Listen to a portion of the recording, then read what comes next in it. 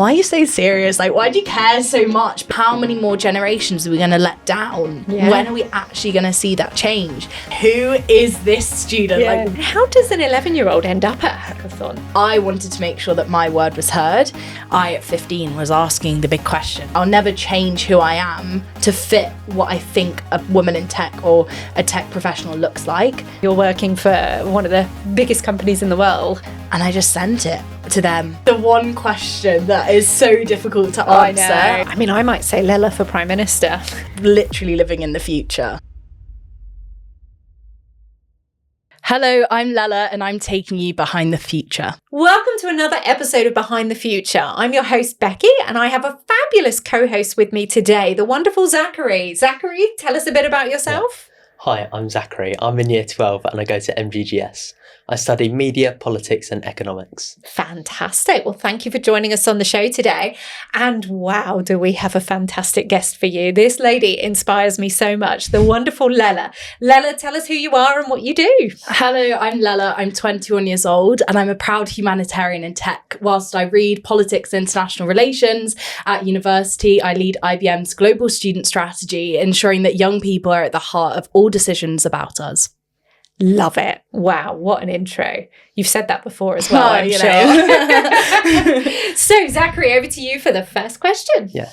Lala, I know you started coding at the age of 8. Was it self-taught or not? And how has it impacted you? Did it give you a head start compared to your peers? Yeah, so like many of us, growing up online, you're fascinated by the way that we can interact with this completely different world.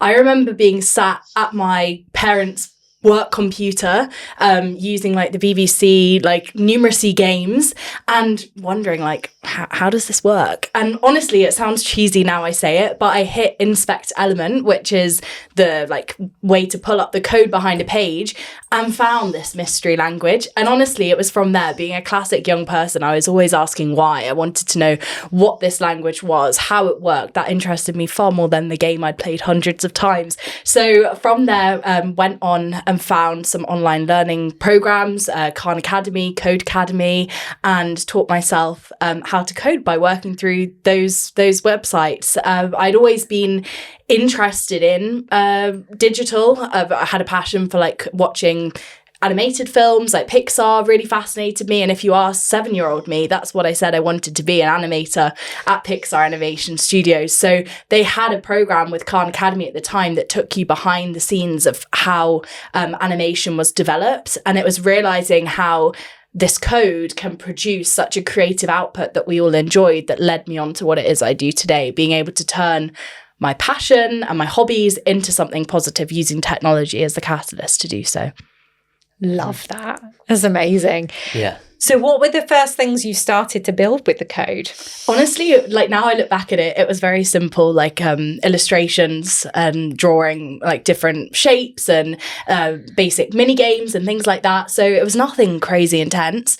It wasn't until I attended a hackathon, I hope I'm not jumping ahead in your questions, but it wasn't until I attended my first hackathon that I learned actually how I can turn that hobby of mine and that interest into my purpose. And at the time, it was a breakthrough moment of kind of cloud computing and a lot of no code or low code solutions where you were able to use like building blocks. And a lot of the listeners may be familiar with like Scratch or some of the online tools where you can like use building block style code to build solutions. But this was taking that way beyond into the next level. So I was able to build chatbots very similar to what we now know as like AI, like tools where you're using natural language, image recognition, tone analysis, a lot of useful tools. So being able to take my hobby and what was just like playing around, seeing how something worked, learning about this mystery language that powered everything that I loved to interact with online, and then turning that into actually like, how can this be a business solution or a career pathway?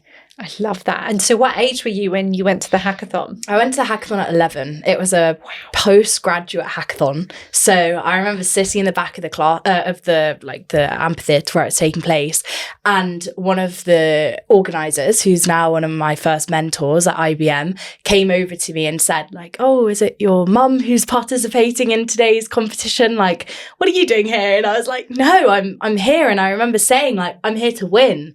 And I went on and won. And at the time, the solution that I developed with some university students at the local university was using, I'm trying to remember, it was, you could hold up your phone, similar to, you might have used like Google Street View in 3D, where you can be like, where am I? Like, and it'll point this giant arrow to tell you where to go. It was basically thinking of that back in like I don't even know what year that would have been, like 10, 15 years ago. 10 years ago, because I'm 21.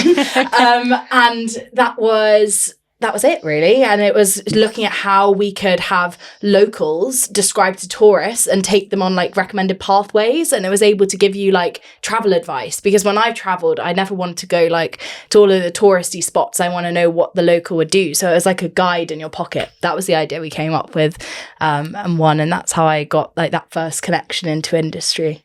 And how does an 11-year-old end up at a hackathon though? Like, how did you know about it and turn up and everything? So my parents, although they didn't come from a technical background, were very supportive of my hobbies. And everyone asked me like, oh, your parents must be like, how on earth, like, what do they do? Are they in tech? And that's a very common like assumption that people have. But if anything, the thing that they do well and continue to do to this day is championing what they know I love and making sure that they do their very best to support me and find any opportunity that they know would be valuable. And I think at the time, when I look back to my early computer science classrooms, a lot of my friends were so demotivated by the textbooks and the way that it was taught in class. And whilst I had this early interest, my parents were afraid like that kind of flame would like go out because I wasn't feeling ignited by the way it was being taught at school. So it was lucky that this hackathon opportunity came up. I used to live in Dubai and I spent 6 years living there, and it is a very future first, big focus on women in tech, big focus on like the next generation workforce. And it was fortunate that opportunity came up and led me to IBM. I love that. I love that. It was meant to be. Honestly. Because that was then you first meeting IBM that's led to the pathway that you've gone on there. Similar. So I worked with them for the remainder of the time that I lived in Dubai, so from 11 to 15. And then during the COVID pandemic, reconnected with IBM, but a completely different side. A lot of people think that it's just one kind of company, but there are so many business units within it that many people don't even meet across the technologies that we have on offer. So it's a different side of the business that I'm working with now, but it's all one big blue. Yeah. And so that bit where you were in Dubai, what were you doing then when you started working with them? So you're between 11 and 15. Most people are working in a supermarket or in a restaurant at that point, and you're working for one of the biggest companies in the world. Yeah, so I got employed by IBM when I was back in the UK, so 15 turned 16 in that summer. But when I was in Dubai, I was working with them as like more of a volunteer. So I got a lot of work experience and mentorship. I did my first public speech in front of the entirety of the IBM Middle East and Africa Sales Academy with their general manager, so like their CEO of the region. So talk about like people say, oh, your confidence, or where do you learn to public speak? It was literally from just doing it. And I think the same way when you learn to ride a bike, once you take the stabilizers off, you don't think about it. Like that's very much been me with my exposure to the working world. Like I don't think about my age or my gender or whatever, because I'm just so used to being in that space. Of course, there are knockbacks and times where I do reflect on that, but it was those early moments where the industry leaders were my teachers that have shaped everything that I know and love about technology today. So when you got on that stage, so you were how old when you did that big talk? Probably 12, yeah. 12. Did you realise how big a thing that was? Or were you a little bit naive to it in some ways as to like what was happening? I knew it was important, and I really remember it like it was yesterday, because I remember being so focused on looking at the general manager and not wanting to look at the audience, because I knew it was huge. It was in one of the top hotels in Dubai, like the massive ballroom, like all the way back you could see people. I'd watched the person before me give a keynote, and he came off stage and I saw him in the green room and he was like so nervous. I was like, oh my gosh, like what? I don't think I processed it until I was up there. Yeah. And I remember, as I say, like really keeping strong eye contact with the co-host, and then I did take a moment when I got like an applause or a laugh from the audience and looked out, and I remember seeing my mum and my mentor in the audience and think like I have a picture of that exact moment, and I think it's my LinkedIn headline, like banner. Oh, is it? Because Oh, that wow. was like one of the biggest moments for me, was like, that was my kind of like, this is happening. It was like the start for me to show me what things could lead to. Because as I say, it was just my hobby. Like, who would have thought that something that I taught myself out of sheer curiosity would lead me to a stage like that? And no, I probably didn't realize its grandeur in the moment, but coming off the stage, seeing the reaction on social media, and people to this day who meet me, like even last week I was at a conference and a completely different person said, yeah, I was in that audience, I remember you, like I thought your name was familiar. It's crazy to think how many people that moment impacted without me even realizing. I was just going to talk about what I'd been learning. And it was probably better that you didn't realize how big it was, because I mean, most adults that are really experienced would have had their knees shaken and their hands shaking at something like that. So wow, what an incredible moment. Your journey is just insane. So you're back in the UK, age 15. I say back in the UK, 13. that was 13. Moved up north actually to Harrogate in North Yorkshire at 13. So complete opposite. It was like stepping in a time capsule back in time to this spa town, like compared to Dubai, where it was literally living in the future. Yeah, that must have been a real juxtaposition.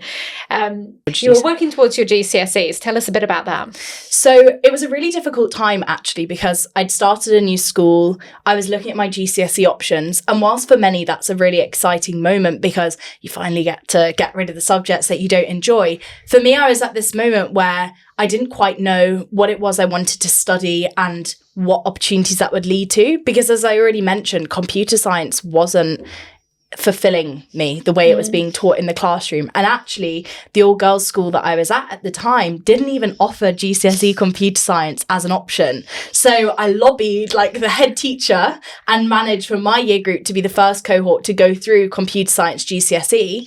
So I did geography, history, computer science, French, and like all of the core subjects as well.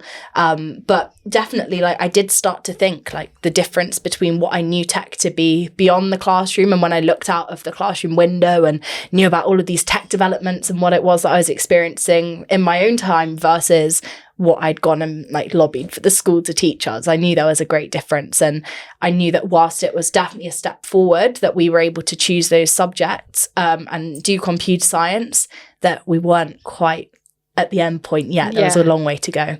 Yeah, no, that sounds, well done getting it, being able to study it. So the lobbying to be able to study it, but actually then when it falls flat a little bit, that you're not learning, you've learned more yourself, you've taught yourself more. That must be really frustrating. And after all of that, we had our GCSEs cancelled in 2020. Yes. So I never even sat the qualification. I had done my GCSE and ICT early, actually. I did that back in Dubai when I was 11, I want to say. So I did do that qualification. I was in year 8 at the time, and I was going into the year 11 classroom. But I didn't get to sit that computer science qualification. And that was actually what led on to this next stage, which is more what it is that I'm doing today. And so then 2020 was a pivotal moment, wasn't it? So tell us what happened. Obviously, we know the pandemic hits, but tell us your reaction to the pandemic, because I don't think it was the same as most people's. Well, banana bread is delicious. TikTok is tempting to doom scroll, but for me, I've always turned anxiety and uncertainty into action. So as I mentioned with that computer science example, I knew that I wanted to study that. I wasn't going to sit back and grumble about it. How could I change that? And the pandemic was that moment where, coupled with a conversation at home where my mum said to me, she was like, Lala, like, what are you going to explain to recruiters? What are you going to say you did like during this window of not knowing like what everyone was going to be in this position? How are you going to make sure you stay ahead? I just took to Medium, the online blog page, and penned an open letter. And I just expressed how I was feeling. Schools closed, exams cancelled, my rite of passage completely taken away from me overnight. And really just this feeling of like, we'd worked so hard towards this, my GCSE timetable defined every moment. Like, how can I go back to, like, what do I return to? Who am I beyond my studies? So in this open letter, I just expressed the fact that, of course, I felt this way. I'd been fortunate to have those early industry opportunities, which had that exposure beyond the textbooks.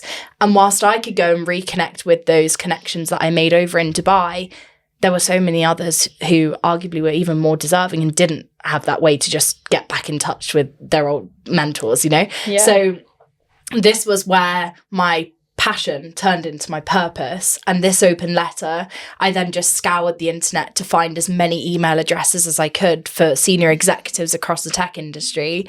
And I just sent it to them. I sent it to news outlets. I sent it to journalists. I wanted to make sure that my word was heard.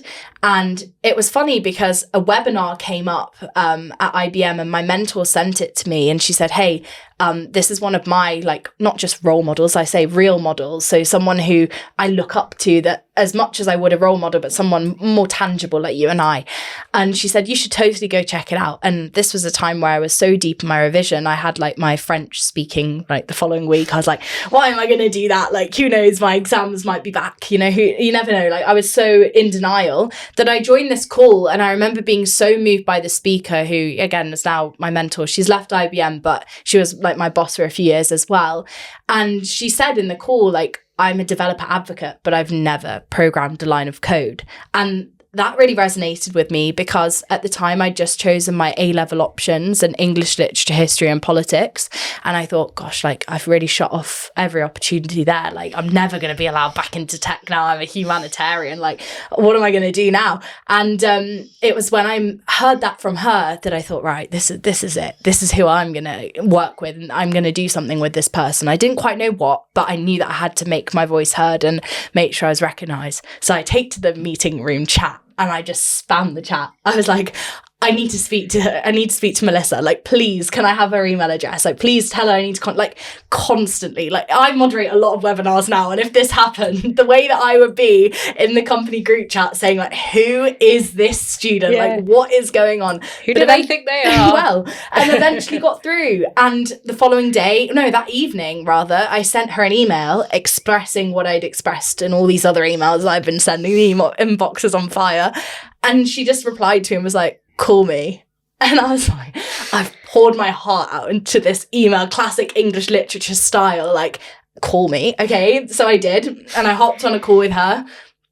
And from there, like the following week, we built a solution that was a hackathon in response to the pandemic, which we did in partnership with UNESCO, which is the UN's Education, Science and Cultural branch. And it was working with them that we gathered millions of programmers and people wanting to see change in the pandemic. We've reached them, you know, online and forming teams around the world and came up with digital solutions, not just to the health aspect of the pandemic, but also with regards to education, with regards to community. And that was like a knee-jerk reaction. That was the first of many initiatives. But that was really that moment where I thought, okay, like, they're listening. And at the same time, I remember having this conversation, them saying exactly what you've set out about wanting to connect with industry is what we're feeling, but we just don't know how to engage students. We don't know if students want to hear from us. And then I talk to my friends and they'll be like, yeah, I just can't get through to industry. Like, I keep getting rejected from internships. And this is a problem I still face now. People, like, both sides don't know how to speak to each other. And then ultimately think that we don't want to speak to each other, but we really do. So that's the problem that I've set out to address, coupled with the kind of more real-time industry standard upskilling opportunities. So much, isn't there? Yeah, so no, much it's amazing. It's to not engage rambling. with. Yeah. Are Duolingo, Nike and McDonald's some of your favourite brands? For all the latest marketing and brand news, follow The Drum Mag on Instagram. During COVID, things seemed so uncertain. How did you turn it into what you do now? Exactly. And it was really... the industry was so susceptible to change. Everyone was working from home. Everyone was navigating this new normal at the same time, that you couldn't rely on, oh, back in my day, like, this is what we do. I talk about how much education has changed, how much the job landscape has changed compared to my senior leaders who've been in the industry for longer than I've been alive. But COVID was that chance to actually redefine like how we move forward, and that intergenerational piece where we're ensuring that no decision about students was being made without us was vital. So I mentioned the hackathon example, addressing issues related to COVID, but we expanded that because we realized that so many people came together. There really was a hunger and an interest, as I assumed, for learning and to continue to gain skills and move forward during the pandemic. And we turned that into a global student community where we hosted regular webinar series. And to start off with, a lot of the webinars were industry leaders presenting long presentations to students and a little bit of room for Q&A in the chat. But that was how we were learning. That was how we were communicating. We all remember like the fatigue of being on video calls to do every aspect of our lives. So I flipped the switch, and there was no way that I really did it or knew what I was doing. It was just like what I thought would work.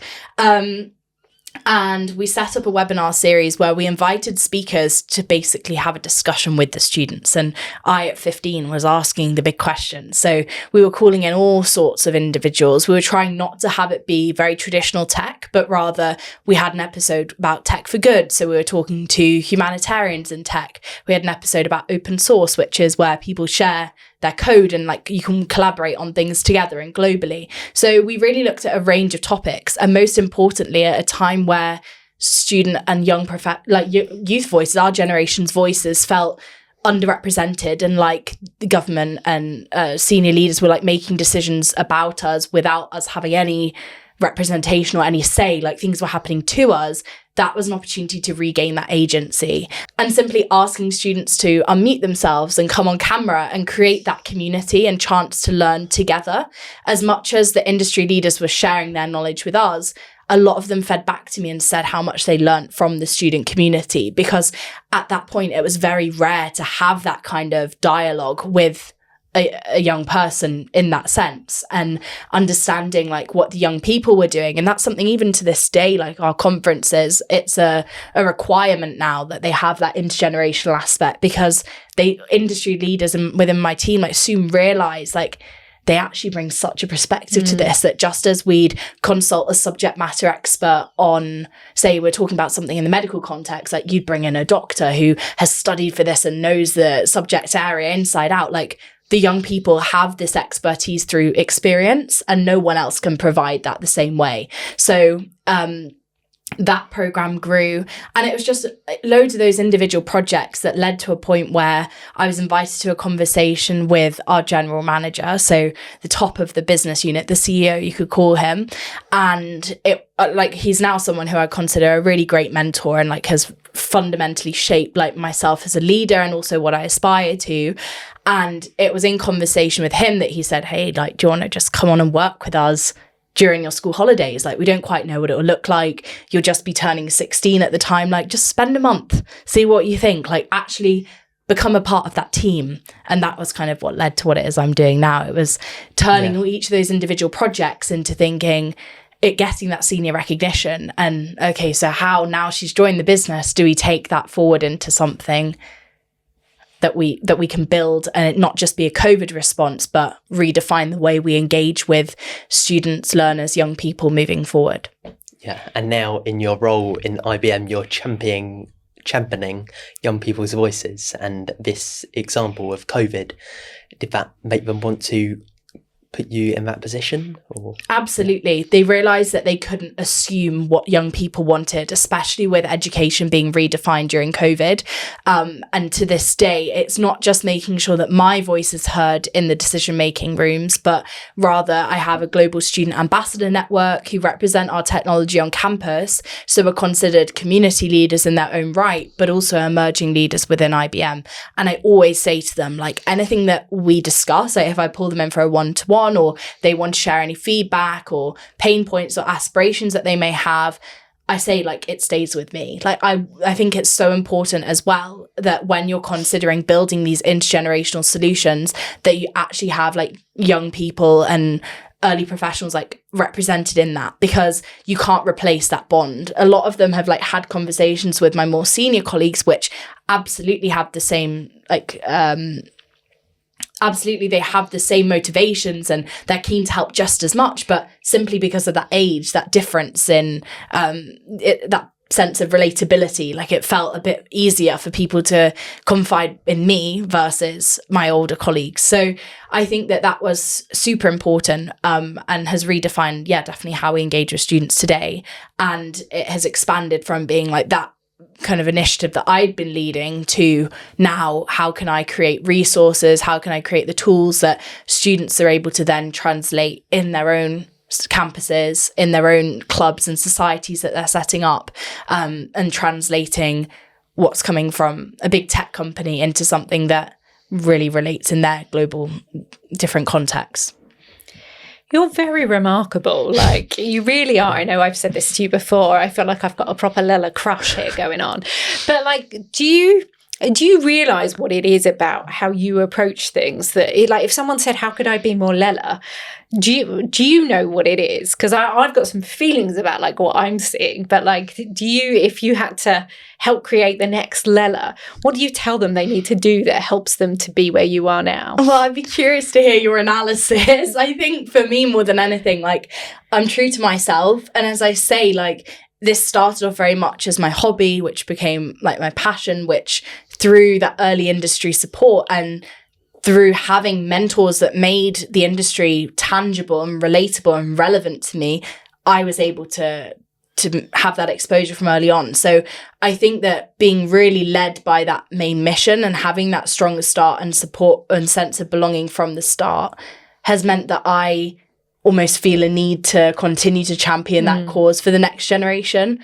But a lot of the time, like, I've been helping students much older than me anyway, but I don't want my case to be that individual Lala case. I want that to be the norm, because I genuinely believe that with the right opportunities, with the right mentors and support, like, anyone could do this. It's only been that I have, of course, had that vision, and I've been persistent and had that resilience of seeing the pandemic and coming back from that and thinking, right, how can I make this not only better for myself, but for those around me? I think I've pushed through. Like, my favorite book is Pride and Prejudice, and there's that quote, it's like obstinate headstrong girl, and like it was almost an insult at the time to the protagonist in the story. But for me, like, I've always channeled that, and it's how can I be disruptive, because I know that like what I'm championing, what I'm driving is not just based on my opinion, but increasingly so that of so many other young people.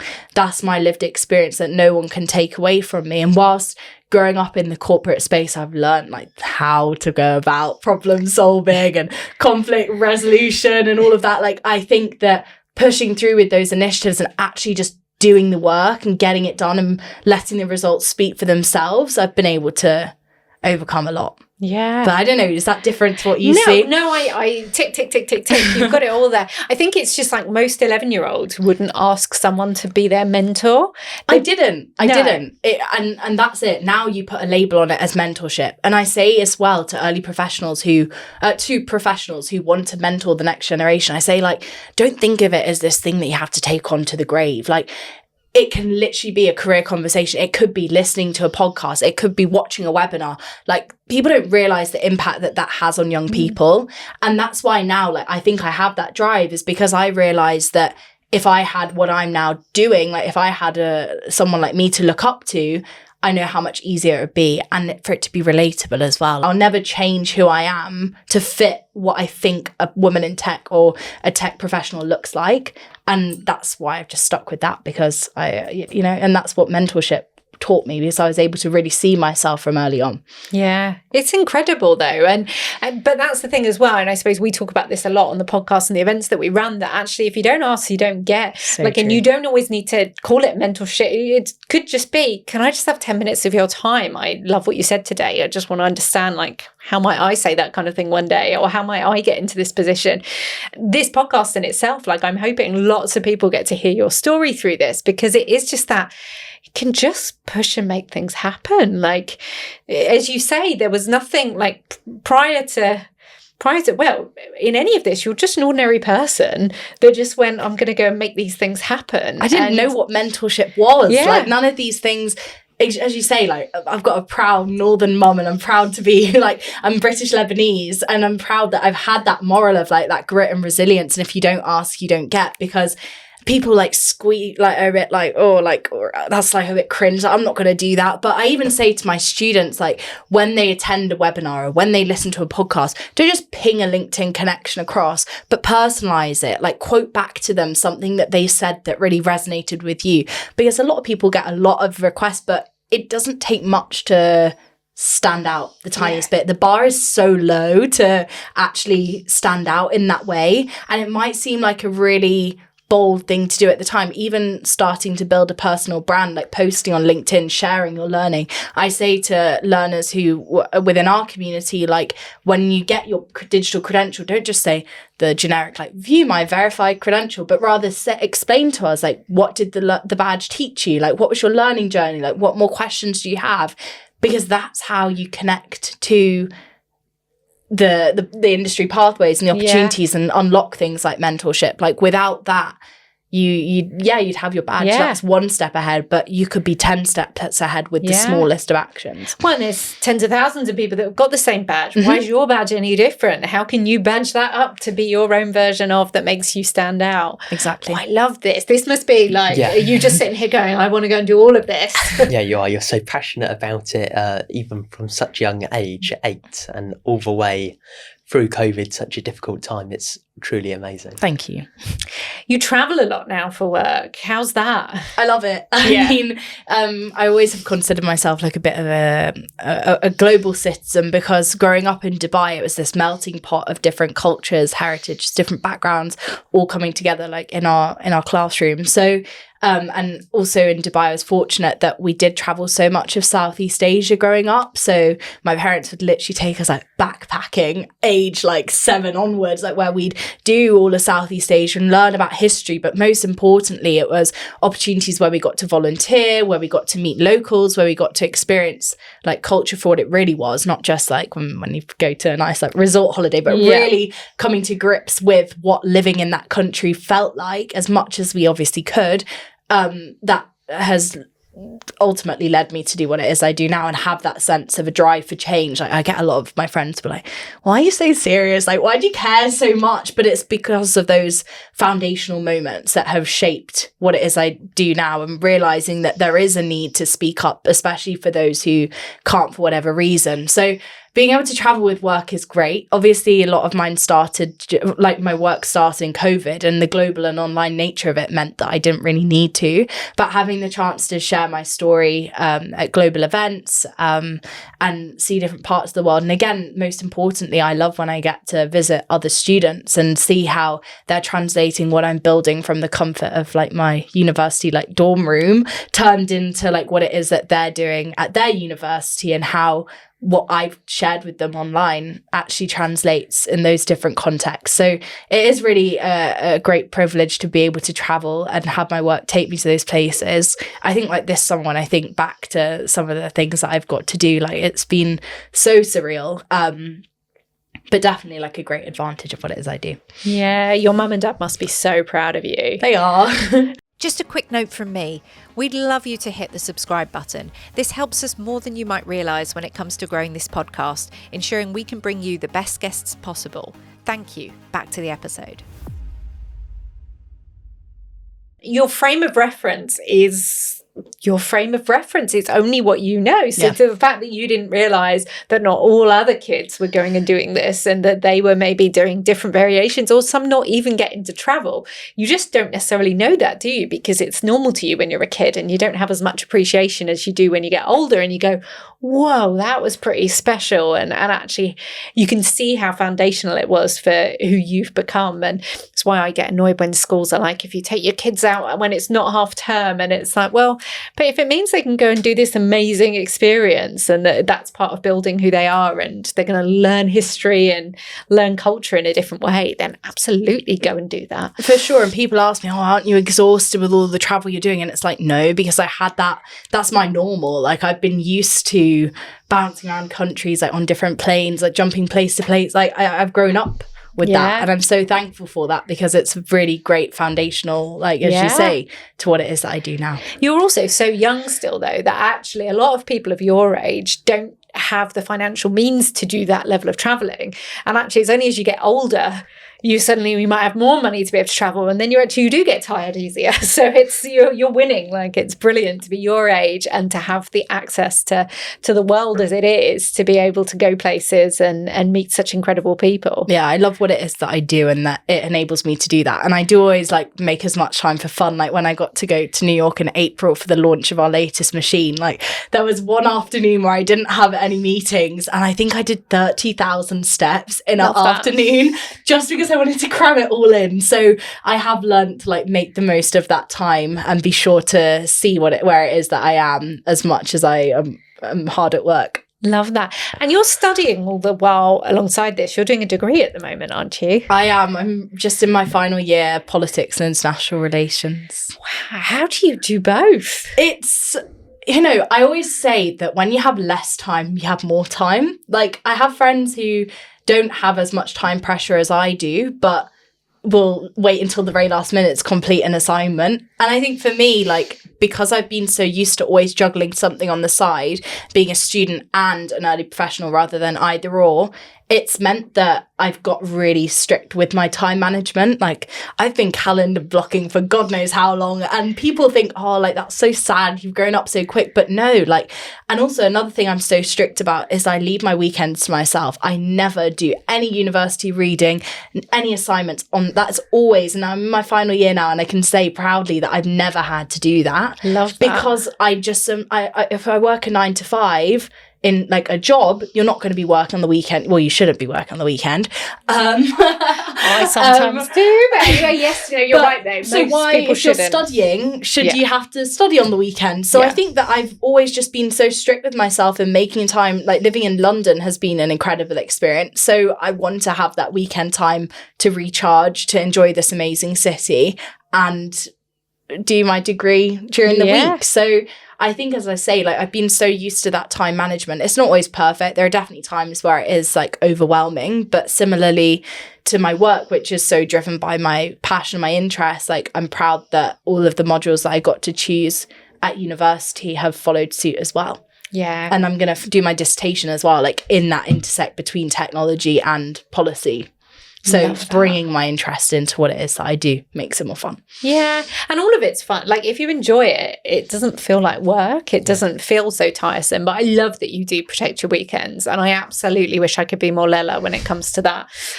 But like, I'm such an advocate that is how people should be. I just end up No, but when you love myself. what you do, it goes back to that exact same thing. Like, it doesn't feel like work. Yeah, so it's true. It's true. But it is good to have switch off time, because it enables you, actually, when you don't mean to be thinking about work, sometimes you'll have the best work ideas. They just slip in, and you're like, oh, that's brilliant. I'll write that down and I can come back to that Monday. Or even for your dissertation, if you're not thinking about it, that's the time where the best ideas will come out, because when we put ourselves under pressure to think of things, sometimes we can't do it. So yeah, and with what it is that I'm studying, like, I'm surrounded by constantly, like, politics is everything. So you're reading news or even scrolling online, and you'll see something. So as you say, like, I always have a notebook handy, or just my screenshot folder is full of like ideas and things I've had. Yeah, my phone's full of screenshots, and I'm like, come back to that, look at this later, and about 100 tabs open at once. I'm not sure my phone thanks me for that, but there you go.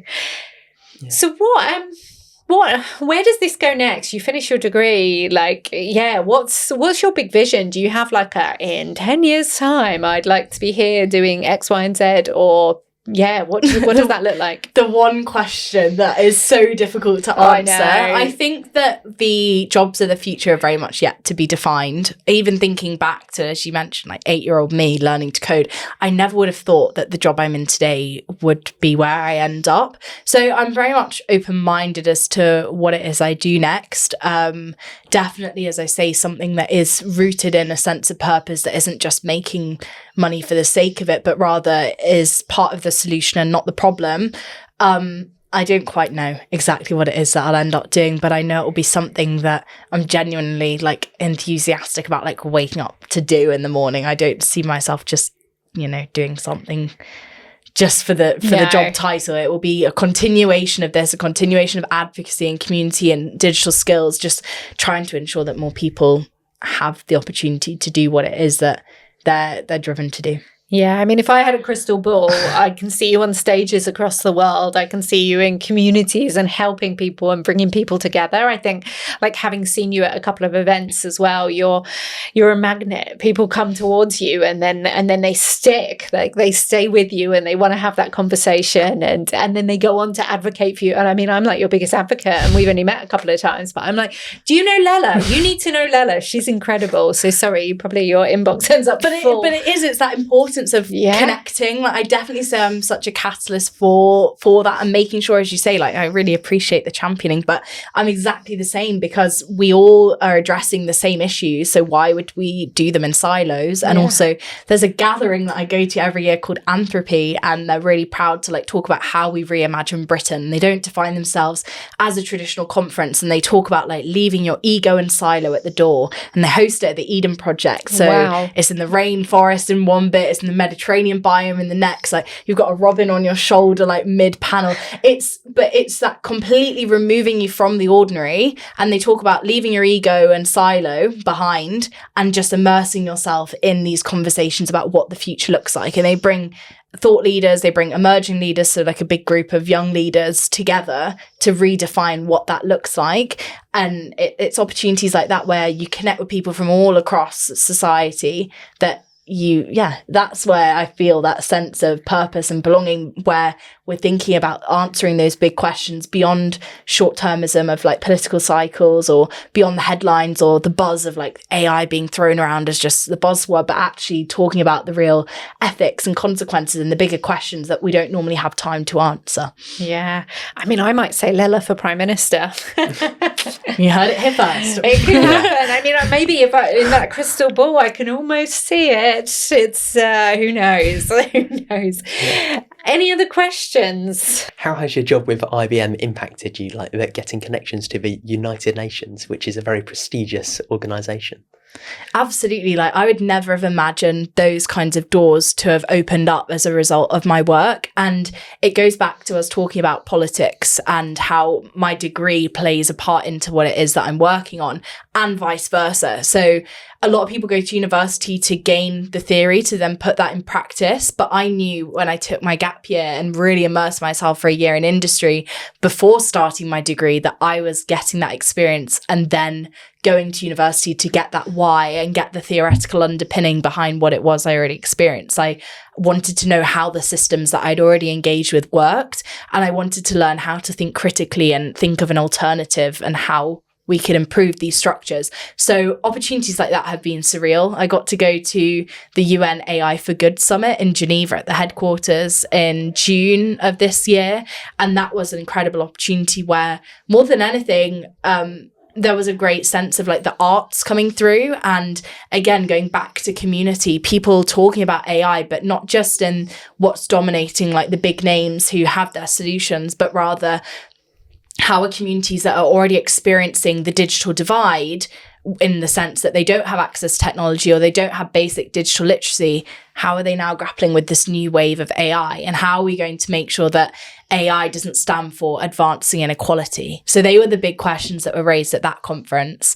And I thought that that was just an incredible opportunity to apply, as you say, like a lot of what it is I've been doing in politics, as well as represent the work that I've been doing in tech, my day job, to the world stage, because we're over the halfway point to achieve the global goals, which are the 17 sustainable development goals that the UN set out for us to achieve by 2030. And with things like AI, it could be a great opportunity to advance our achievement towards those. But after COVID, we actually regressed on a lot of the progress points. Amazing. What a stage to get to be a part of. Like, you must pinch yourself sometimes. I definitely do. And I just started a new module. I'm doing an intercollegiate module at the LSE, and that's on the politics and policy of data science. And even when I was talking to my lecturer, I went off to a work conference in week 2 of 3rd year, and she was like, where are you going? What is it you're doing? And I explained, like, I was telling her, like, you know, the topics I was going to discuss. And she said exactly that, like the fact that you get to already go and apply your newfound knowledge, and also bring back those experiences and what you've seen out there in the real world into the classroom, it gives you a really unique mindset as a learner. So it definitely is very surreal getting to meet like very incredible like thought leaders and to gain different perspectives as well. But also I do find myself sometimes finding like the shortfalls and thinking critically about like moving forward, like how do we improve this? And when I'm looking around the room, and sometimes I'm the only woman, very often I'm the youngest in the room, like how do we change that? And I always say, like when I've intervened at the UN, I spoke at the General Assembly a few years ago, like how do we, like I knew how much I was gaining out of being in that room, but there are thousands, millions of young people around the world in classrooms who would simply to hear 5 minutes of what I was hearing for however many hours across a week of programming. Like, how do we actually break through? Because they're then hearing just the headline of what's going on at the UN rather than actually the really constructive conversations and the storytelling and the moments that you can really relate to, just because they don't make a soundbite. Yeah. If that was the school assembly of the week, that you got to listen to some of the young leaders and even more like senior leaders who are sharing actually stories for hope, and who aren't just talking about like what's often the doom and gloom that does dominate the headlines, but actually talking about, right, like how do we come together and actually address this? Yeah. It's so important that we think about like how we don't just let that fall into an echo chamber, because I know how much I've benefited from being in these spaces, but how many voices are being left behind. Yeah, you're so right there. I think we say it with our Aspiration Digital events, often the students arrive in the morning and the mood can be a little bit downbeat if you want to speak to them individually of like, what's your hope for the future? And do you want to get into digital? And people were like, I don't know, AI is taking all the jobs. They don't think there'll be anything left. And they feel a bit, because they get the headlines, and obviously that kind of rhetoric sells newspapers and gets clicks and is what people they're drawn to listen to because it sounds interesting. But actually, it's not the case. Yes, some jobs are going to go, but there's so much hope for the future and there's so much potential, and you can make yourself part of it. So normally by the end of the day, they're kind of skipping out the door metaphorically of, wow, I feel lighter, I feel enabled, I feel empowered, I feel like I can go and do something about this. And just getting those messages, because the problem is, from something like the UN, you're hearing what the newspaper or the media outlet wants to spin from the story. You're not hearing the storytelling itself. And ultimately, you can't solve today's challenges with the same thinking that created them. So at some point, I don't know when it's going to be, we will see this shift in power where we do have greater representation of my generation actually driving that change. Not just saying, oh, tick box, let's include Lala's generation, like my generation's voice, but rather like, how do we actually then co-create the solutions with them? It's one thing saying we're youth inclusive, look, we've got a young person on the panel, but actually like, assembly to assembly, summit to summit, like how have we actually driven that progress? And I found myself last summer, I went to the Digital Skills Forum of the UN. It was hosted in Bahrain, and there were like members of the Bahraini government there were UN officials, there were diplomats, like so senior audience. And I was sat on the panel, I made my intervention, and then the Q&A, I was just like, guys, I don't want to be here same time next year and be talking about the same thing. Like, I've been coding now since I was 8, like that's just over, however many years. Like, by the time I'm actually all of your age in the audience, like I don't still want to be talking about this, because we still talk about the lack of women in tech. We still talk about the disconnect between industry and the classroom. Like, how many more generations are we going to let down? Yeah. When are we actually going to see that change? Because I've been shouting for it, and I already find myself getting tired and annoyed of having that same conversation over and over. And it's my drive to keep on pushing through. But at what point are we actually going to move from that youth inclusion to actively co-creating the solutions and seeing our voices make a difference? Because often it is those underserved and underrepresented voices, like young people who have care responsibilities, young people who have to take up work alongside their studies, like all of these underrepresented groups are the voices that need to be heard most. And I'm very much aware that sometimes when you have like young leaders, like they're not actually representative of the wider, so that creates yet another group, another separation, another them and us. So how do we actually ensure that we're moving beyond these chambers of influence where decisions are being made that are completely life-changing for people, and actually get into the spaces where these communities belong? Like, we need to make sure that we're not just expecting young people to come to these places and fit in and become like what's accepted and form this kind of mold, but rather how can we actually take from the youth democracy that centres so many students, whether it's eco council, whether it's youth council, members of youth parliament, like young people are surrounded by democracy, and we really need to make sure we look at ways to actually take up some of their ideas and turn them into action. We can't just wait for this day where we say, right, it's the next generation's turn to be in charge. It's never going to happen. Yeah. No, it's so interesting. What would you, so if our listeners that are out there listening today, or for Zachary, wanting to go and make a difference, like what steps can they take? How can they be more Lala? That's a great question. I think there's two parts. So for people listening who want to better engage the next generation, as I say, I never knew what a mentor was when I first got connected to one. I never knew that the work experience I had access to would ultimately lead to the job that I'm doing today. So don't put a massive label on it to put yourself off from reaching out to the next generation. Know that we're just as keen to meet with you as you are to meet with us.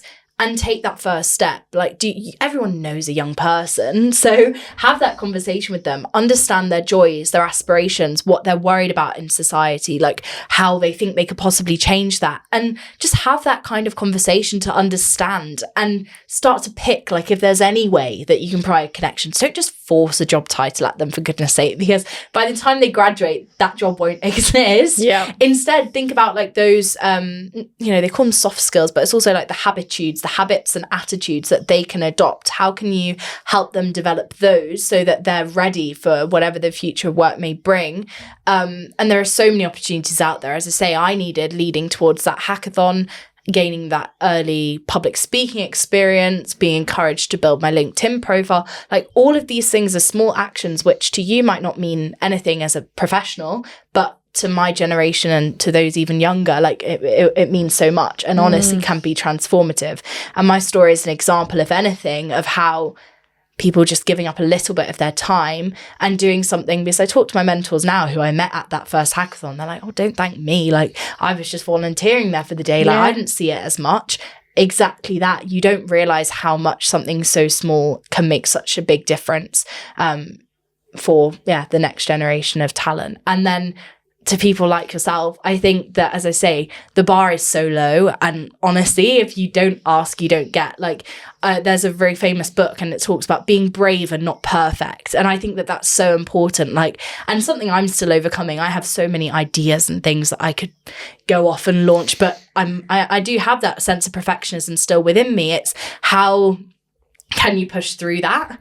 And I think that having those conversations and just starting to think differently about imagining what an alternative could look like, how we can drive the change that we all ultimately want to see, like not just sitting back and grumbling, but thinking like, who could I speak to, or what could I do that could start to make that difference? Because once you start to think that way, it's got that kind of ripple effect of like rebel ideas. And that's ultimately how we drive change. It doesn't just happen overnight. You don't just suddenly end up with like the career journey that we've unpacked that I've got now. And as I say, looking back on it, it was just penning that letter and thinking, right, like, how can I change this? And not just for me, but for so many others. I don't know who will listen, but I have a belief that it will do something, and I'm going to push through because I know that that's what that's what I want. So leading with that. I love it. Yeah. What does that inspire you to want to go and do? Yeah, it makes me want to ask people like yourself, like, how do I get in touch with you for like a future job maybe, or like what can I do to meet up with you, or get in that position where I'm looking for stuff like getting young voices expressed, like all of that. Exactly. And as I say, like what we'll be doing by the time you graduate, it's so difficult to define, but there are those essential skills that we know won't go anywhere, like simply adopting that mindset of being willing to just take things as it comes and be adaptable, and like be willing to change and see where things go. But as long as you have that strong sense of you, and you know, like, what your values are, what you are excited about, what you might want to see change in the world, like, when we lead with that, like, it unlocks so much more. And finding like-minded people, also finding those with differing opinions, like, it's so important that we don't keep that within ourselves and we have those conversations. So it's when we encourage each other to think differently, that's how we ultimately do drive forward. Love that. So you need to get on LinkedIn, I think, is one thing. Yeah. Definitely. I feel like we often talk about this, but actually at a student age, it's the perfect time to get started and start sharing some of what you're working on or what you're interested in, or connecting with people that you're interested in, because you can then start to follow their story. Because part of it, I think you even alluded to, some of the mentoring doesn't have to be one-on-one. It could be that you've seen that someone you're interested in is on a podcast and you listen to that, and you can learn so much without even physically having been in the conversation, that then you can take away next steps. What can I do off the back of that? I do. And just today, like, I was looking at an opportunity that's coming up and was seeing who I knew in that area, and found a connection with someone from like 4 years ago that I hadn't even, like, I'd seen their posts and I hadn't really thought much about them for a while. But literally, I looked back at that initial message and it was, hey, I heard you speak at this event, would love to connect and follow your journey further. It's as simple as that. Like, and now with this opportunity coming up, I'm able to reconnect with them and say, hey, hope you remember. Like, they can see where we've spoken and they can see me to be proactive and reaching out and being interested in their field. And just being able to reconnect from there, like, absolutely. And I think that with technology being so fast paced and rapidly evolving, we do need to think about who will take on the jobs of the future. And they are just as keen to hear from you as we are to, you know, that we are to hear from them. So it's breaking that down and not seeing mentorship as this huge commitment. But even if it's asking a matter of questions, sometimes I'll be like, I know you're so busy, but I'd love your opinion on this. Even if you voice note it me, like, I'd really value hearing from you. Or even if you can point me in the way of an article or introduce me to a colleague, like, trying to minimize it as much as I can. So they'll be like, oh yeah, don't worry about it. Of course, let me help you out. Like, but if you say it in this as small as, not like kind of an hour of your time, but like a quick coffee chat, like, you very quickly learn like how to tone it in a way where like it's so easy for them to just be like, yeah, of course, this student's clearly very eager. And I think finding, like, through some of the online learning tools that do exist, like mine with IBM Z Explore, IBM Skills Build, and student ambassador programs, different communities that exist out there dependent on your interests, like, you're able to already get that head start. You're able to gain the badging, you're able to attend the events. Like, the hard part, the door's kind of already open. You just need to push through even further to get what it is that you ultimately want out of those opportunities. And they're so susceptible. Like, that's why my role is here, to continue to listen and evolve as the student need changes. So, like, we're really keen to hear what students of today want. That's like how we stay relevant. So it's so important that we have more people push through, because not enough young people are. And I can understand why. Like, it's not easy. It's very, like, when you've been in the classroom and you're so used to just listening and taking note of what the teacher says, like, for that to flip and for us to be the ones asking things of the leaders, it doesn't feel quite natural. Yeah, no, I think, and to be honest, IBM is a hugely forward-thinking company to have put someone like yourself in the role that you're in. I mean, you're the perfect candidate for it, but to even have that role, and obviously they didn't have it before you, they've created it because they've spotted an opportunity and seen how important it is. So I just love that of IBM in general, because it's just, we need more young people. Like, I always say, when we have young people in, even just for work experience, we're learning from them, even if they're just with us for a week. Yes, we're hoping they're going to get tons from it, but we hope to get something as well, because you'll spot something or say something that we just don't see because we're so close in our world of knowing what we know. You need those fresh eyes, you need that different perspective. So, and being the mentee, you don't even realize the value of what it is you say, because we come from that background of thinking like, oh, the teachers, those older than us, know best. But reverse mentorship is real. And 100%. As I say, like, thinking back to those early webinars during the pandemic, some of them left saying, like, I expected to teach them something, but I actually ended up being the one learning the most. So definitely don't think that you don't have anything to offer. it's really important that we see that our opinions are just as valuable. As you say, that fresh set of eyes, that perspective, that challenge, being able to ask why and to bring in that completely different generational lens is so key. I love it. Yeah. What else? Is there anything else? Well, you've given me advice on how I can get into the industry just now, like looking up contacts, getting a LinkedIn, showing passion in the subject. And that's what I really wanted to gain from it. So thank you. I feel like you're well set. Yeah. Is there anything we've not talked about that you're sitting there thinking, oh, I had this bit of advice that I haven't got out there? Or I don't think so. I think we've actually covered a lot. I think we've covered a huge amount. Like, you're so inspirational. Like, I suppose not everyone can be like you, because actually we'd all just be fighting to be in the right position at the right time. Like, it is you've got a unique set of skills, but more people can think like this and push into ways that they haven't currently. And a lot of it's confidence as well, isn't it? It's confidence that actually, what does it matter if you knock on someone's door and they don't answer? It doesn't matter. Knock on the next door. At least you know it's a no, right? Yeah. Or if they just don't respond, you're like, well, okay, we'll try someone else. Because the thing is, people are busy. Some people will just ignore you, and that's okay as well. Some will say no, but some will say yes. And then it has happened to me, like you end up bumping into those people a few years down the line. Actually, times have been where I've then been the one on stage, and suddenly the table turns and they want to speak to you. It's like, well, I actually reached out to you before and we didn't, like that's how exactly. It sometimes can be. So yeah, things happen for a reason, and just don't. It doesn't matter. Yeah. Do you know what? It happened to me, actually. I won't name the company, but a senior exec from a big tech company, not IBM, was trying to get his attention, and he just kept ignoring my messages, and then rocked up. I was invited to his event by someone else, and first person, I arrived, to be fair, I arrived like 15 minutes late, but I was like the first person there. It was like obviously a very fashionably late event. And it was just me and him, and I was like, here's my moment. Hi. And then he was like, oh yeah, you have tried to connect before. Sorry about that. And it's like, well, there you go. Here we are now. We're in the same place. So again, he's a really busy person. That would have just been part of a long list of many, many messages. But if it's meant to be, it'll be. And if it's not, move on, find the next thing.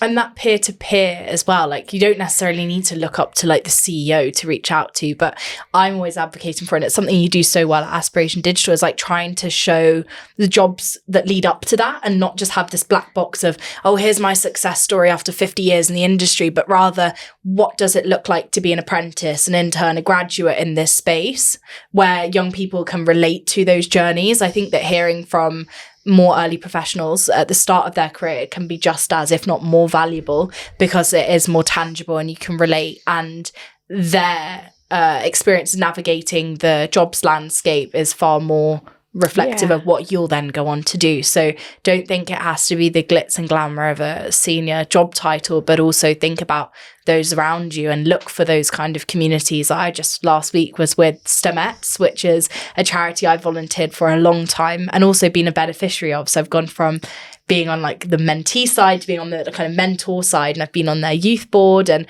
really gone from being like a beneficiary to actually helping shape the future of the organization. But it's with them that I've seen like how those different jobs do exist, and being in that space, like I've grown up with young girls and women who we started off as just like working through like a cybersecurity certification together. And then one of them just last week was featured on like the Department for Science, Innovation and Technology, talking about her AI grad role and like her career journey. So it's like we looked up to people like ourselves. And now to see her go on and gain that kind of recognition, like being in those spaces where there is that can-do spirit all around and you feel like genuinely encouraged. Like sometimes in the classroom, it wasn't like cool to be that proactive one and to stand out a bit. But when you find spaces like that, like me finding that hackathon at 11, like that was that turning point for me where I found that sense of belonging and realized that it was totally cool. And like other people did exist who shared those same interests, because I realized like not every classroom, not every peer group can be like that. Like more often than not, I have found that inspiration in those wider community groups. So that peer-to-peer aspect is definitely so important. Yeah, I love that. Wow, what a ride. I thought it was going to be a ride and that we needed to buckle up, and we really did, because that was just, You inspire me so much. Like, I want to go back and be 8 years old and learn to code and go and be you, because like what doors you've managed to open are just incredible. Some people wouldn't do that in their lifetime, but I'm hoping from today that our audience is going to go away going, I'm going to be more Lala. I can go and open those doors. She did it. Why can't I? And you absolutely can. So thank you. Thank you for that inspiration, and thank you for everything you keep on doing to help young people get into the tech industry, and especially women. We need more of us. So yeah, just thank you. You're amazing. And thank you so much. You've been fantastic, Zachary. I hope you've got a long list of things you can go away, do, and start looking into. Yeah, I've got hundreds of things that I can do. And reach out. Like, let's stay connected. Definitely. Yeah, definitely. Amazing. Well, thank you both so much. And we look forward to seeing you on another episode of Behind the Future. That concludes another brilliant episode of Behind the Future. Thank you so much for listening. You can listen back to other episodes on YouTube or your podcast platform of choice. Make sure you hit the subscribe button, as that will help us to grow this podcast, ensuring we can get the best guests on here for you to learn from. You can also follow us on socials, linked in the show notes for exclusive content. See you on the next episode.